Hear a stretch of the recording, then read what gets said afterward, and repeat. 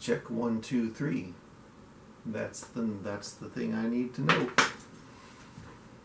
Hi, my name is Patrick Bartmus, and I'm going to read a short story for you, one that I wrote myself. And this is the first of a trilogy that I've actually already narrated. It's available on Bandcamp, but on Bandcamp you have the option to buy it if you like it. The difference is this is just going to be a read-through. I've done a few edits on it, added some stuff.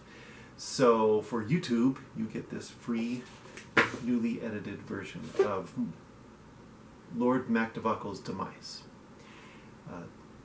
I've also narrated the second of the stories of this trilogy on YouTube, and you'll find a link to that in the description of this video. And you'll also find a link to a video by a free jazz drummer that goes by the name of Urbuli Baba. And he is the one who introduced this character, Big Suz, the police inspector who features in these stories. And he created the outline for this story in his video as sort of chapter markers for this improvisation that he did with this band. So, please visit that video.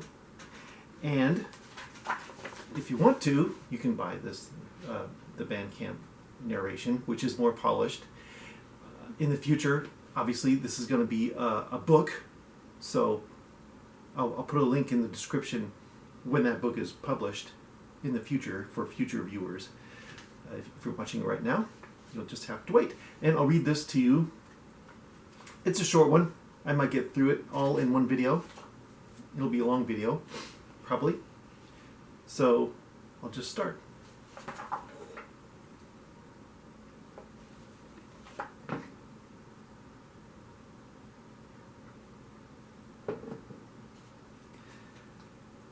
Chapter 1, Body in the Bath.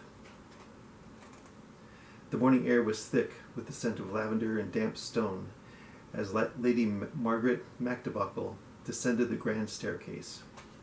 She had risen late, as was her custom, and made her way to the breakfast parlour, expecting the usual sight of her husband grumbling over the Yorkshire Evening Post.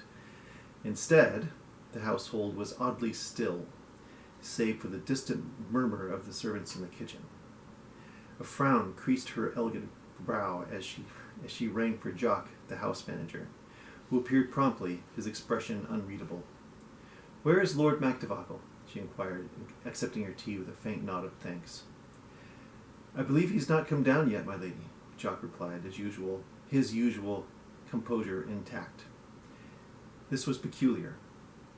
Lord MacDevockel was a creature of habit, and lateness was not among his vices. With a small sigh of irritation, Lady Margaret set down her teacup and rose. "Very well, I shall see to it myself." She ascended the stairs with purpose, her silk gown hissing against the aged wool Afghan runner that stretched down the hall. As she reached the master suite, she found the door slightly ajar. She remarked to herself for the dozenth time that all the woodwork in the east wing needed painting as her fingernails caught on another flake of green paint. The MacDevockel fortune was being devoured by the real estate that composed it. "Pig's Nay," she called, stepping inside. The room was silent, save for the faint drip of water from the adjoining bathroom. The scent of French soap lingered in the air, overpowering and oddly oppressive. A chill crept along Lady Margaret's spine as she crossed the threshold. The sight that met her eyes would haunt her forever. Lord MacDevockel lay curled in the tiny clawfoot bathtub, the skin of his shoulder waxy and motionless. The filmy surface of the bath water, still faintly steaming, was populated with archipelagos of suds. His pink head was submerged beneath. His eyes, once sharp and calculating, were frozen in a glassy stare. A strangled gasp escaped Lady Margaret's lips as she clutched at the chipped jam. "My lord," she whispered, as though the force of her voice might wake him. A slow, insidious dread curled in her stomach. Summoning her courage, she stepped closer, her slippered feet barely making a sound on the tiled floor. "Jock!" she called suddenly, her voice trembling. Footsteps pounded up the stairs, swift and urgent. The house manager appeared in the doorway, followed closely by the housemaid, Edna, who let out a startled cry. Jock's face remained impassive, but his hands twitched at his sides. "Fetch Dr. Pritchard at once," he instructed Edna, who fled without hesitation. Lady Margaret gripped the edge of the marble basin. A deep silence settled over them, punctuated only by the insistent dripping of water. "But how?" Lady Margaret's voice wavered. Jock, the ever-pragmatic observer, reached into the bathwater, recoiling slightly at the heat. He lifted a glistening cube of soap from beneath the froth and turned it over in his hands. "Marseille soap," he murmured, brow furrowing. Lady Margaret shuddered, imagining the warmth of her husband's cheek when she pressed her lips against it the previous evening. Was that the last time she touched him? A convulsion of nausea threatened to bubble up, and she forced her ice-like intellect to focus on something else. This was an accident. I mean, she stammered, could it have been an accident? Could he have slipped? Perhaps, Jock assented, though there was doubt in his tone as he led her to a bench in the hall. They waited there in silence for what seemed an eternity until Edna brought Dr. Pritchard up the stairs. With his usual quick wit and polite demeanor, he touched the lady sympathetically on the shoulder, and as he paused by the bench, "Edna, please sit here with Lady MacDevockel. Jock, please come with me." He assessed the scene with a practiced eye. His lips pressed into a thin line, and asked Jock to drain the tub. "It does not appear he struggled," the doctor noted. "No obvious signs of violence." Lady MacDevockel heard Lady Margaret had heard the water gurgling through the pipes, and rushed to the bathroom, her panic of helplessness overcoming the nausea. "Then what?" she demanded, her voice sharp with fear. Dr. Pritchard hesitated, his fingers tracing the curve of Lord MacDevockel's jaw just below the water. "It's too soon to say, but something feels off." The words clung heavily in the air, unspoken possibilities taking shape in their minds. The soap, the still warm water, the eerily peaceful expression on the dead man's face. "Detective Inspector Sussman must be sent for," Jock declared with certainty. Lady Margaret shuddered. She had heard of Inspector Big Suds, a man relentless in his pursuit of truth, undeterred by class or title, yet the gentry preferred working with him above all other local policemen. "Yes," she agreed, drawing herself up. "Send for him at once."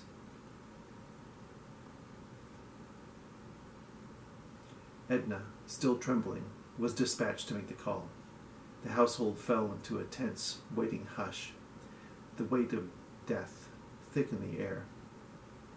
The servants whispered in corners, speculation already crawling like ivy on old stone. Lady Margaret remained by the bath, her thoughts spiraling in ever-darkening circles. Lord MacDevockel had been an uncompromising man, feared as much as he was respected. Had his past come to claim him at last? The naked corpse of Lord MacDevockel lay silent in the bottom of the tub, water pooled in his ears and collarbones.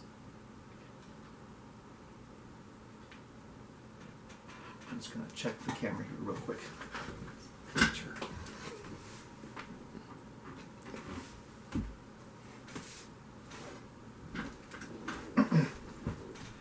Chapter 2. Big Suz is assigned the case.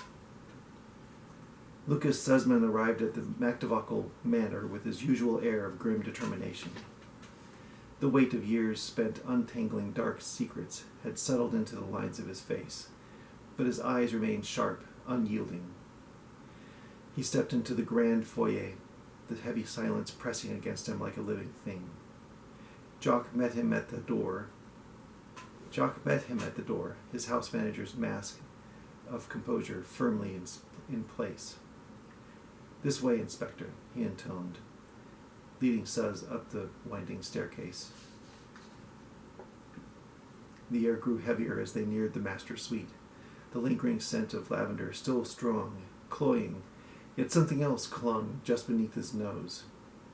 Something weedy and dank, like a curl of mildew. Suz paused at the threshold of the bathroom, his gaze sweeping over the scene with practiced intensity.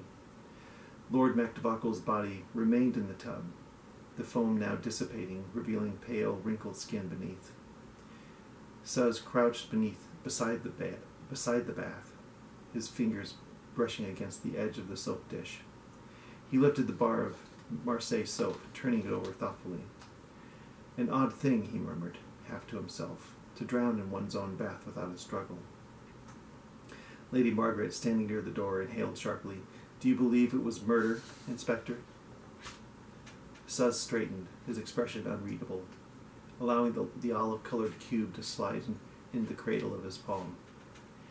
That spike of unfamiliar scent penetrating his nose again, and he looked down at the soap quizzically. His deep and comforting voice floated from beneath his thick mustache. "Lady MacDevockel, I never believe anything until the facts convince me." Inspector Suz settled into the drawing room. Its dark oak panels, heavy drapes casting an oppressive air. Across from him sat Jock, his hands resting lightly on the knees of his sharply creased trousers, face impassive. "How long have you served as house manager?" "They prefer the title butler," Jock stated evenly. 20 years. "You were the one who first entered the bathroom after Lady MacDevockel?" Suz began, his sharp black eyes locked onto the house manager's. "Indeed." "And nothing appeared disturbed? No sign of struggle?" "None, Inspector. Lord MacDevockel simply lay there. The water was still warm." Jock brought his hands together as if attempting to wipe away the silky residue. Suz tapped his own fingers on the armrest in response. "How did his lordship usually take his baths?" he added, in his typical method of provoking any half-concealed emotions of his interviewees. "Any peculiar habits?" Jock hesitated, then cleared his throat. "He was a man of rigid routine, Inspector. He preferred his baths scalding hot and always used Marseille soap." "Always?" Suz leaned forward slightly. "And where did he acquire this soap?" "It was imported from France, sir. Specially ordered." Suz frowned. "And who handled the ordering?" "That would be Mrs. Plunkett, the housekeeper." Suz made a mental note. "Tell me, Jock, was there anyone in the household who held a grudge against Lord MacDevockel?" The house manager's lips tightened. "His lordship was not a man easily loved." Suz nodded slowly. "Indeed. He had interrogated men whose lives had been devoted to a single family service, and recognized the stolid, bluff manner. A single conversation was never enough to winkle anything but the barest facts from the lips of loyal servants. He also knew that the longer an investigation dragged, the tighter those lips would become. Human nature is ever hopeful, to a degree that often verges on blindness, that the walls around secrets become stronger as days elapse. People are less generous with information when they believe they are protected by the false impunity provided by the passage of time. He needed to allow Jock any excuse to reveal what he knew about the MacDevockel estate before memories faded and hearts hardened. "Jock is an unusual name for this region. Is your family from Scotland?" "It's Jock with a K, short for John." "Oh, pardon me. I've had it since childhood. I suppose it's because of my curls." "Did you grow up in this house?" Yes, my father was butler here too. So you have seen most of what's happening here. So you have seen most of what happens here. Jock simply stared at the policeman with his large blue eyes. Jock, continued Big Saz, I respect your respect. I'm going to change that. For the family's privacy, so I will not interrogate you. I simply rely on your desire to help me reveal the truth of what has happened here. Yes, Inspector, said Jock flatly. If you recall any small detail that pertains to this event, I expect you to share it. I'm a discreet man, and I want as much as you do to maintain the integrity of this house. Jock nodded. That will be all for now. Chapter 3. Lost Earring. Suz designed a thorough search of the manor. He felt the threads of the case twisting in unexpected directions. When he entered one of the upper parlors, he encountered Lady MacDevockel bent over in the cold light of an open window. She heard his heavy footfall. And spun slowly on her heel. As she straightened, with a fluid motion, she furtively whisked something to her side in a closed white knot of her fist. What are you holding in your left hand, Lady MacDevockel? She silently, with a twist in the corner of her mouth, which could have been contempt, brought a tiny glittering piece of jewelry in front of her, pinched between her thumb and forefinger. He strode across the room and politely held out his meaty paw, into which she placed a delicate earring set with one tiny diamond. Whose is this? He murmured, holding it up to the light. Lady Margaret paled upon seeing it. It belongs to Priscilla. And she is Priscilla Hargrave, my cousin. She's been visiting from Alwoodley, but left this morning, or perhaps last night. I don't remember when I saw her, actually. I don't remember when I last saw her, actually. Thank you, Suz muttered, pocketing the earring. Please allow me to convey my condolences. She waved off his attempt, and as she slid around him. As Lord MacDevockel's law team arrived, followed by the coroner, Inspector Suz continued combing through the house. As was common for most old families, the MacDevockel estate was showing its age. Dry rot crumbled the rafters, mildew crept up the stone, ivy pried out the mortar. No clues emerged from the search aside from three dried blossoms that inexplicably clung to the tapestry over one of the beds. Priscilla's bed. Suz carefully slid the flowers into one of the cardboard envelopes that he carried in his jacket pockets, and reflected on their pale, simple beauty. Not a Yorkshire bloom, not even English. Nordic, perhaps? A strange bedfellow.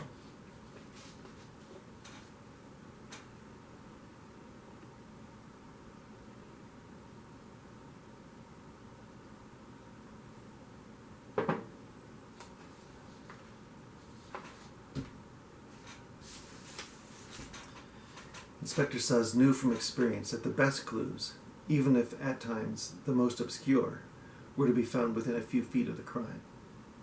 In the country, however, the second best place to gather information was in the local village. The three sources of information were the chemist's, the pub, and the church, in that order. So within 15 minutes he was on Skelmanthorpe High Street, entering the pharmacy, which shared premises with the sweets shop. Mr. Godfrey stood stoically behind the oiled wooden counter amidst glass and brass jars, staring hawkishly at Suz. I know why you're here. Well, returned the bullish policeman as he approached. Nothing out of the ordinary went into that house from my shop. He looked down at a list which he had prepared for the inspector, and a heavy gray shock of hair flopped down over his forehead. As he looked up, he swept the hair back into place with one hand and gave Suz the ledger paper with the other. This is an account of the past 9 months. Suz scanned the neatly printed document, which indicated at the top that A.F. Plunkett had ordered each item herself. He was unimpressed by the list of common soaps, lotions, analgesics, and nostrums, until his eyes settled on one entry near the bottom. It says here they've ordered a tincture of sheep sorrel twice in the past 2 weeks. What does that treat? Oh, diarrhea, inflammation of the bowel, the sort of thing that a simple bottle of Beecham's pills could treat. Godfrey pointed at the stacks of cardboard boxes on the shelf behind him. Why didn't they just buy those? It was the guest they had up there wanted it. Quite specific she was. I told Plunkett I'd have to special order it, but apparently the girl had insisted on this specific remedy. Godfrey pointed at the third column labeled Distributor, where F.R. Gunnarsdottir was printed.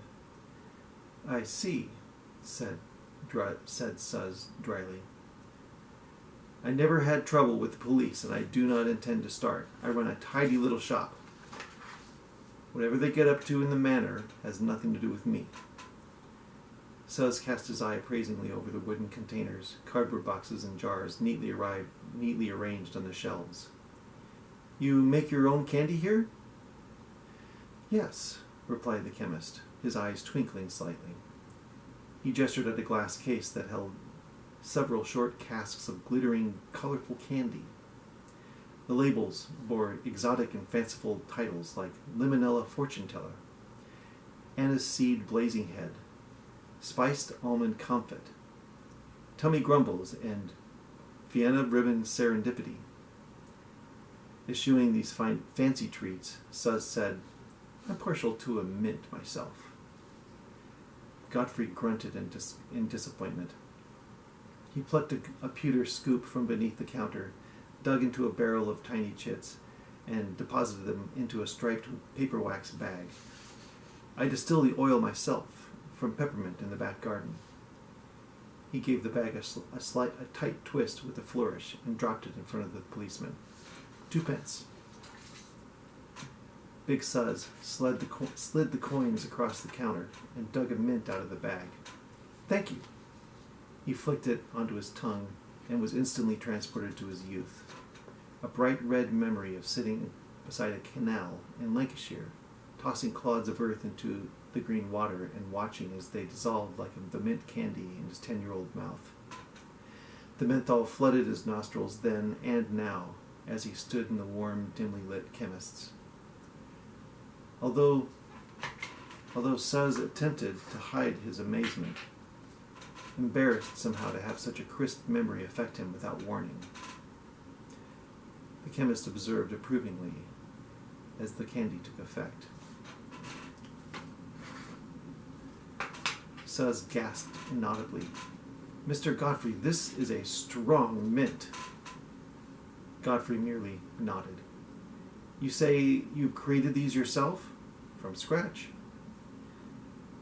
Suz shifted his weight from back to front and contemplated what this might mean to the case, but also, even more strongly, felt a deep curiosity about what the back rooms of this place could reveal.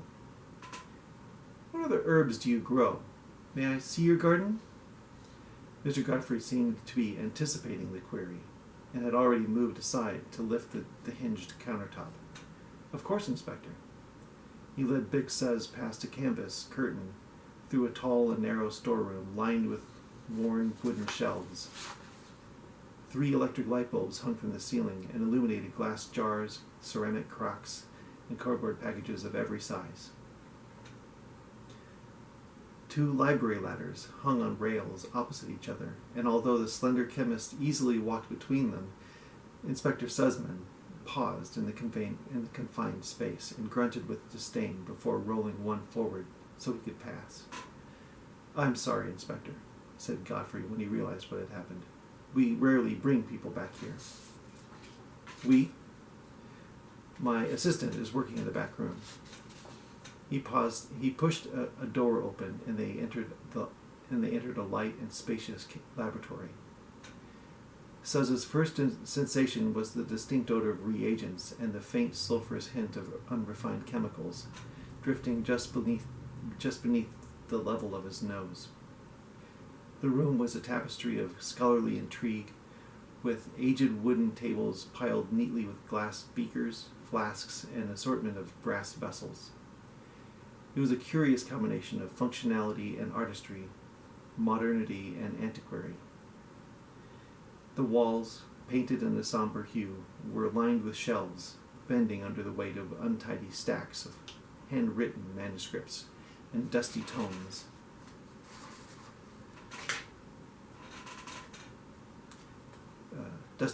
Their spines cracked and faded by the passage of time. A large tarnished brass lantern hung from the ceiling, casting such a warm, unusually bright light upon the devices and materials that every surface seemed to glow. A crackled chalkboard in a sturdy rolling frame stood beside the entrance, bearing the scrawl of equations and diagrams that Suz had no hope of understanding. On the main table in the center of the room, intricate glass tubes twisted and spiraled, connecting a series of apparatuses into a network of potentiality, each smeared and clouded vessel hinting at its possible contents, but betraying none of its secrets. As Suz followed the chemist across the orderly room to the door at the far end, he studied the floor, a patchwork of worn wooden planks, which exhibited the marks of time. Scuffs and stains bore witness to countless experiments conducted within these four walls. As he followed the chemist between two crowded workbenches, he glimpsed through a solitary window, framed by an anachronistically quaint lace of curtains, the herb garden outside. Then, as he swept his glance across the room, Suz's eyes were drawn to a large, dark door in the opposite corner. Pinned to it was an antiquated reproduction of Moseley's periodic table, printed in once vibrant colors, which served as a reminder of the early days when chemists were still discovering new ways of ordering the known elements. Something about that door, unassumingly disguised, played on Suz's imagination. Where does that other door lead, Mr. Godfrey? Another workroom. Is your assistant in there, perhaps? Yes, Inspector, I expect he is, Godfrey answered wearily. Are you interested in meeting him this moment? If you don't think we'd be interrupting. Godfrey had already begun walking across the back wall toward the poster-obscured door. A long, narrow workbench occupied the wall at stomach level, and Suz couldn't help studying the items lined up on its clean surface. Mirrors, optical devices, brass rings and fasteners glinted in cardboard boxes beside stone platforms, reagent bottles, and volumetric flasks. The primary devices of the chemist's trade, the Bunsen burner and the mortar, sat eagerly, as if they were soldiers at attention, waiting for orders. In fact, the mood and tone of Godfrey's world seemed colored by a military outlook, and Suz reminded himself to inquire about the straight-shouldered and dour chemist's past. Godfrey gave 2 sharp raps on the door and led Suz into a small, darker room occupied by a large copper object and a thin young man. Suz could not withhold a gasp as he took in the contraption, which knocked and bubbled in the center of the room, nearly ignoring the young man as he stood. What do you call this? The young man, dressed in a stiff apron that covered most of his body down to his shins, stammered, It is a distillation apparatus. Who are you? Scott, this is Detective Inspector Sussman. Godfrey turned to the policeman and said, This is called an alembic still. A still, eh? Suz pulled on the end of his mustache. He, of course, had learned about stills, but he'd never seen a contraption so ornate, nor one that had such an exotic name. Which item is the alembic? Scott spoke up. The entire thing is an alembic. You see, the boiler here is where the mixture of herbs and solvents is heated. He pointed to the onion-shaped container at the bottom. We have a charcoal heater beneath, which I must tend to maintain a constant temperature. That is why we keep this in a separate room, Inspector, added Godfrey as he pointed to a ventilation shaft slowly fluttering in the wall near the ceiling. Scott continued, after the slurry of herbs has begun to evaporate, the steam passes through this condenser. He pointed to an elegantly curved copper tube which led from the top of the boiler to a cylindrical tank. It cools as it travels, and it condenses back into liquid form in here. Inside the tank, the tube coiled several times, immersed in water. It ran out the wall near the bottom of the tank and formed a spout, where a large round-bottomed flask received the condensate. I see, purred Suz, transfixed by the golden drops of liquid as they rolled out of the tube. And you say that you grow the herbs that you are distilling here? Godfrey answered, today we are extracting the essential oil of calendula. And how does the calendula plant end as this golden liquid? Scott interjected, eager to share knowledge he had learned from his employer. This apparatus functions on the principle of separating components based on their boiling points. We only use the flower portion of the calendula plant. So we cut it up fresh and mash it, and then place the herb in the cucurbit with water. He pointed again at the boiler. When the mixture heats to the desired temperature, the essential oils and volatile compounds evaporate. As the vapor rises into the condenser, it's cooled by the water circulating around the tube, condensing back into liquid and flowing into the receiving flask. Very interesting, commented Suz earnestly. The young man blushed. He rarely spoke with outsiders about his craft, but something about Suz's avuncular presence drew him out. On Suz's part, he had forgotten about his purpose for visiting the lab, and was wrapped in the soft aroma of marigold in the warm, dim room.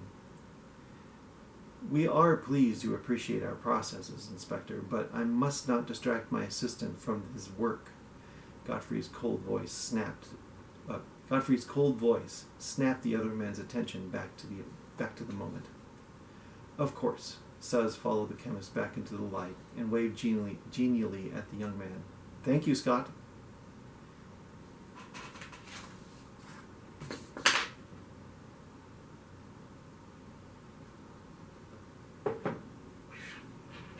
They walked outside into the cool late afternoon.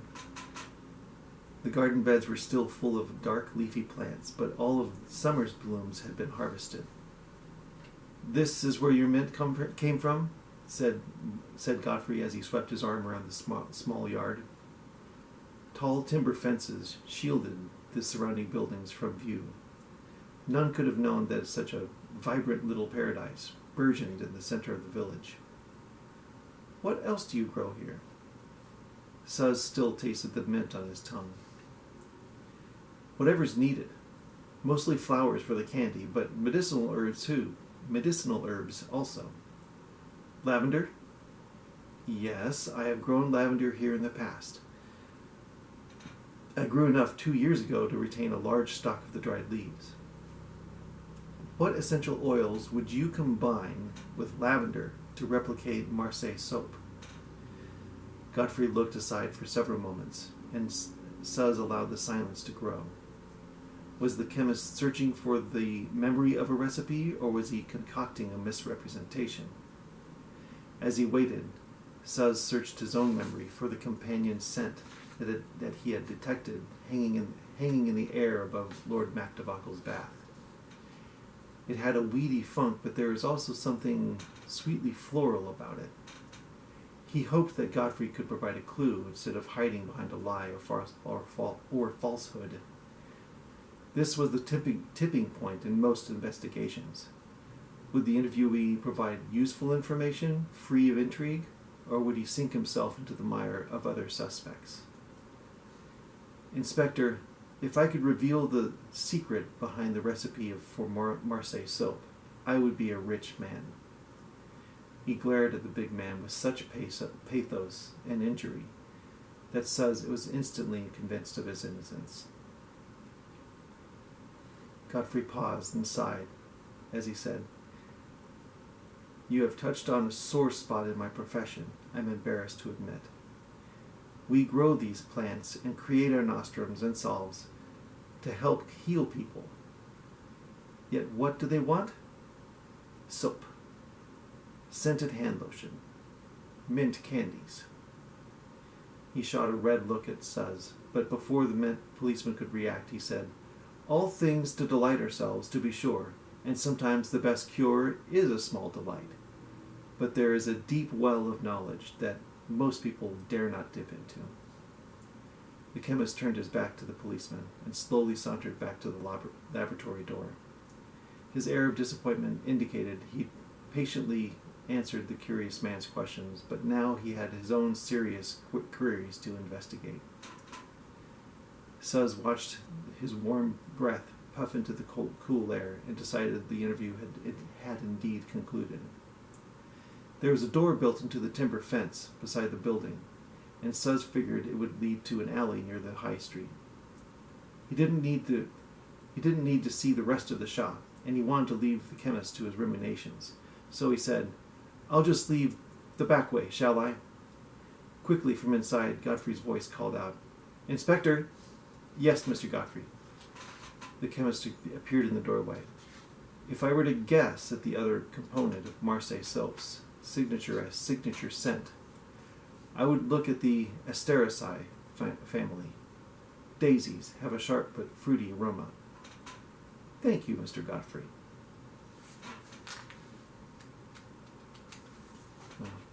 I have a few more pages. I'll just read the rest of it.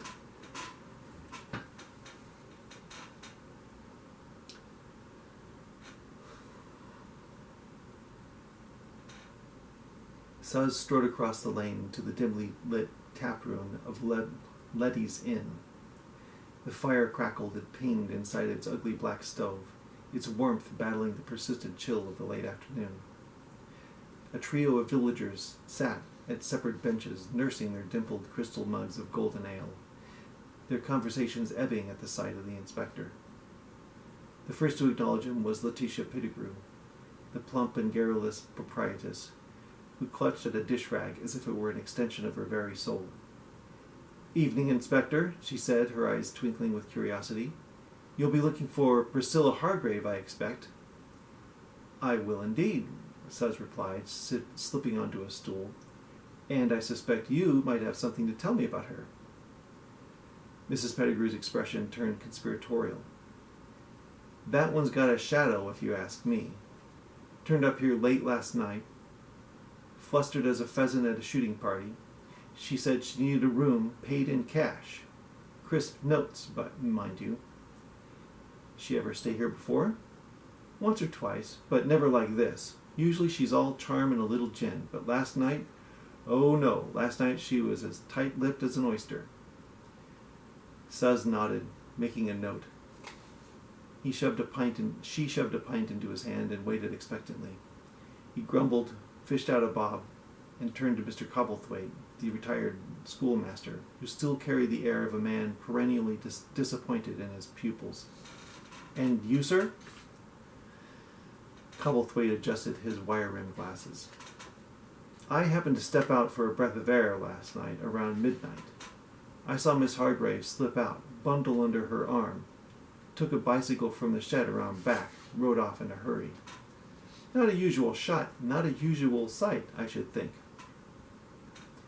Suz leaned toward him and swallowed some of his ale. "Did you see which direction she went?" "North, Inspector, and she was muttering under her breath, something about getting what was owed to her."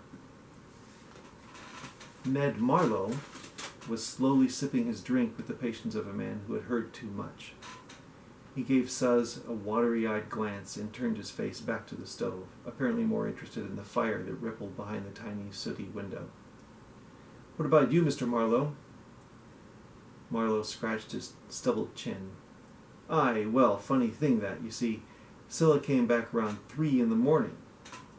Looked dead tired, but she weren't alone, see. vicar's daughter, Miss Rosalind, dropped her off. Drove her right up to the door, barely stopped before Priscilla hopped out. Ned never looked away from the stove, gesturing at it with his mug as he told his story. When he finished, he clamped his mouth shut and sighed. Suz could tell that would be all he could squeeze from old Ned. He turned back to Letty, and she skewered him with a look that affirmed there was no more information in the pub. He swallowed down some of the ale and moved toward the door. "Thank you kindly," he saluted. He left the inn and made his way in the twilight up the wall-lined lane to walk off the heavy Yorkshire beer and ponder this new wrinkle. Although he should have expected it, considering the layout of most of these villages, he was surprised when a gap in the wall revealed itself to be the rear gate of the church. The gate was swinging open, and as he peered into the ever-dimming windows created by the hazel hedge outside, he saw a ghostly figure float across the yard. He leaned in to see the figure disappear into a dark spot near the corner. Above the garden wall, he could see the gray masonry and sloping slate roofline of the vicarage. He followed the figure through the inky gap in the foliage and found himself in a strangely luminescent grotto, a moss-covered stone enclave lit by a single lantern hanging from the eaves of the vicarage. Rosalind was there, dressed in a red beret and a white wool coat, pressed against the moss with her hands behind her back as if waiting for him. Her shadow trembled in the pool beneath her.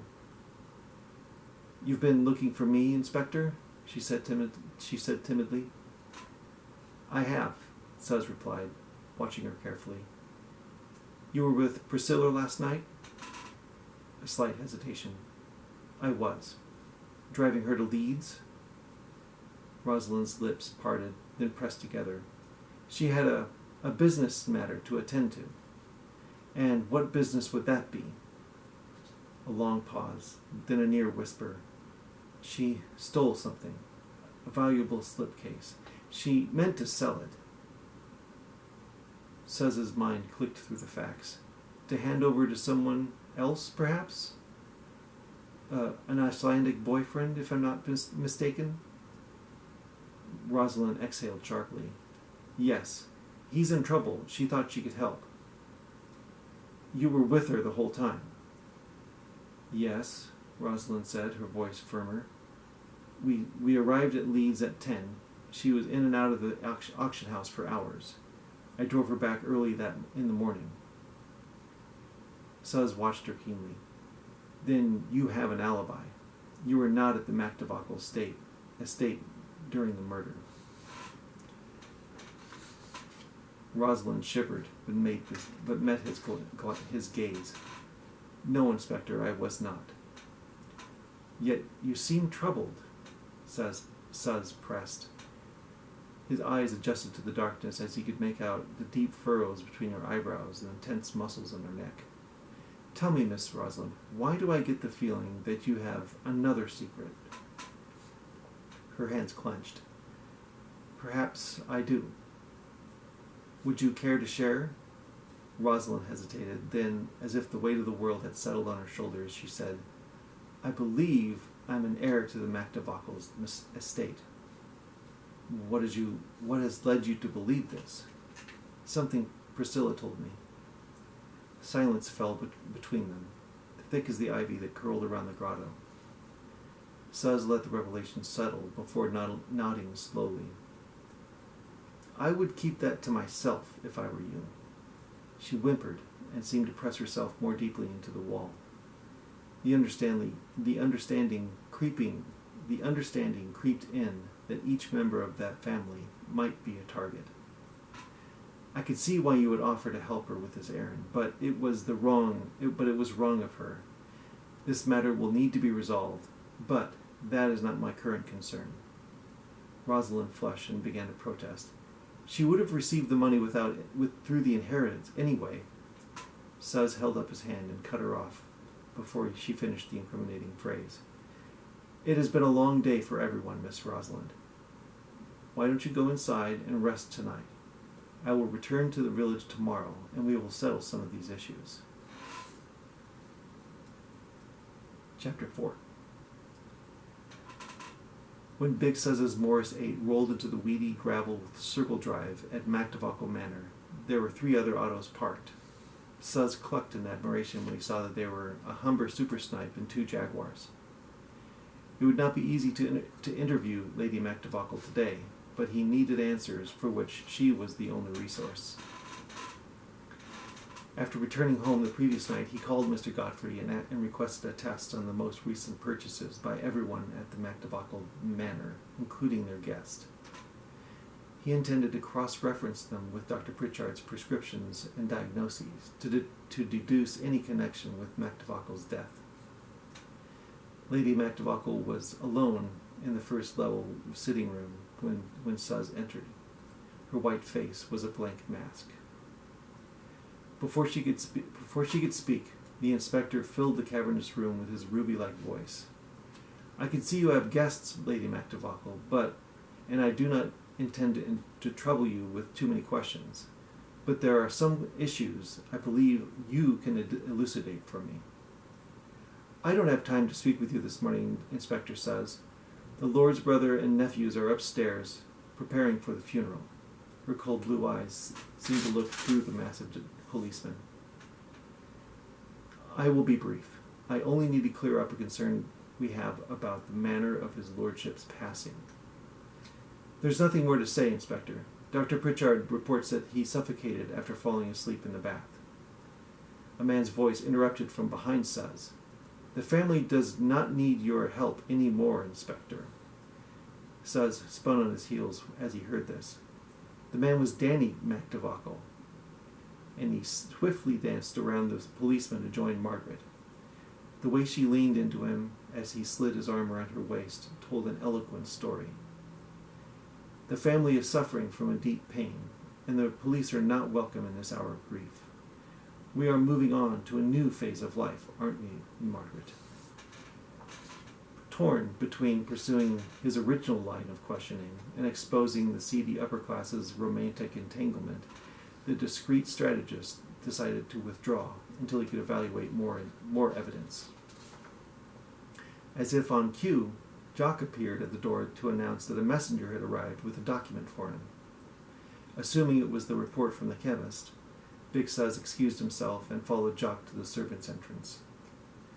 Standing on the enormous sandstone pavers, amidst the elaborate decorative yews, Rosalind looked small and frightened. The inspector's paternal instinct made a short appearance, so moved was he by the pathetic scene. "My dear, I wasn't expecting to see you this morning." "I found something in my father's desk last night." She was clutching an envelope in her gloved hand so tightly that it looked like a tissue. "I couldn't sleep at all." "Would you permit me to read it?" She thrust the envelope at him stiffly and took a few furtive steps backwards, as if intending to retreat quickly. "Don't leave just yet, Rosalind. This is neither your property nor mine, and you must return it to your father immediately.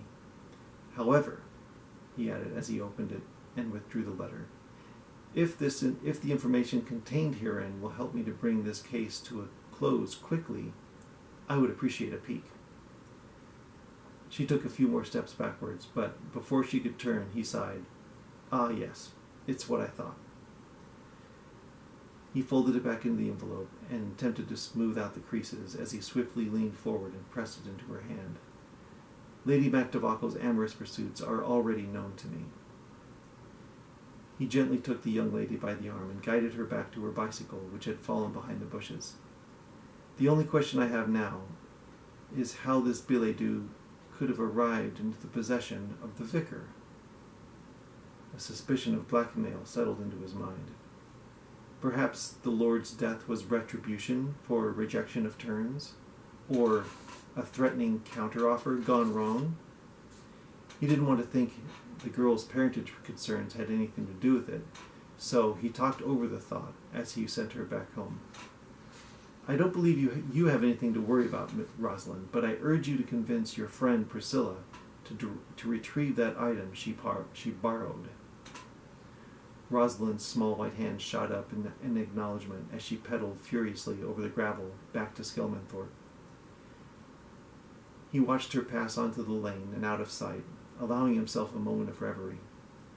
It had been 6 years since he lost his daughter and wife. Millicent would have been Rosalind's age by now. He was unable to cogitate himself out of that realization, so he was relieved to see another car pull onto the drive. It was Dr. Pritchard, and recognizing the haggard expression on his face, snapped Big Suz into the moment. News approached.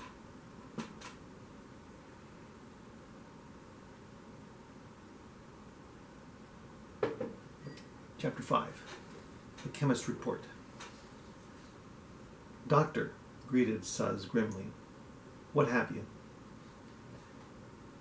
Without exiting the vehicle, Pritchard placed his hand protectively on the sheaf of paper sitting on the passenger seat.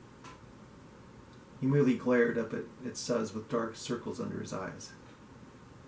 If that is Godfrey's report, I will need to review it for evidence in the murder of Lord MacDevockel. Instead of grabbing the packet, he simply he simply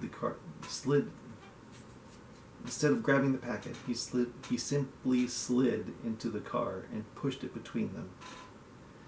Pritchard sighed deeply and began to explain.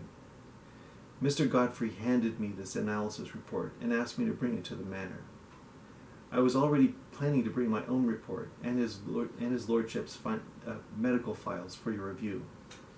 I saw nothing out of the ordinary when I examined the body. Asphyxial death in which the body was deprived of oxygen as a result of impairment of pulmonary oxygen exchange after submersion in water. Drowning? Yes.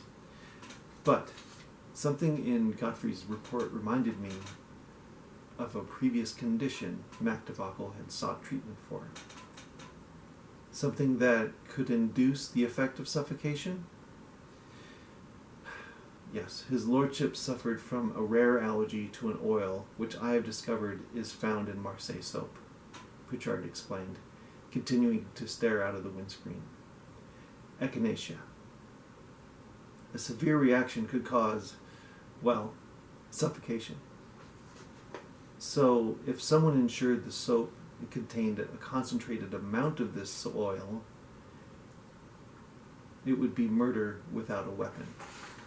Pritchard finished gravely.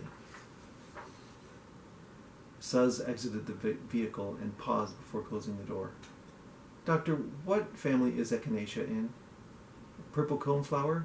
Asteraceae, I believe. Yes, I thought so. Big Suz glided morosely up the grand staircase into the manor. Jock met him at the door and wordlessly led him to the pantry, where he pointed at a stack of Marseille soap next to an apparatus for melting it and collecting the toxic oil. Is this your work, Jock? Inquired the police inspector in his most stern and formal tone. No, sir. Suz picked up a cube of the soap and carried it to the parlor, where Lady Margaret sat stiffly on a hard silk couch. His footsteps echoed as he held the soap for her to see.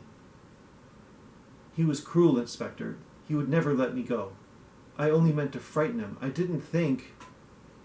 Suz set the soap on a polished walnut service. Intentions are not, my lady. The law sees only what was done.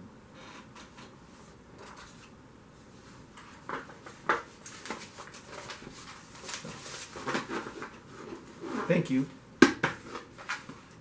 for sticking around. I hope you enjoyed it. And if you don't see any extra links in the description for other things, come back or you know investigate further my stuff. Thank you.